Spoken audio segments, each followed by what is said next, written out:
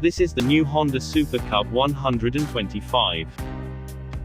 The world's best-selling motor vehicle gains Euro 5 compliance with a new, more powerful and efficient, air-cooled engine. A pillion pad and foot pegs are now standard fit, while new suspension settings improve ride comfort. Efficient and durable, the new 124cc air-cooled engine delivers a peak power of 9.5 horsepower at 7,500 rpm, with peak torque of 10.4 Nm at 6,250 rpm. The gearbox remains a 4-speed unit, and is operated via automatic centrifugal clutch, without the need for a clutch lever. At standstill, the rider simply selects the gear required with the left-hand foot lever, and, as the throttle is opened, the clutch operates automatically and does so through each ratio change, up or down.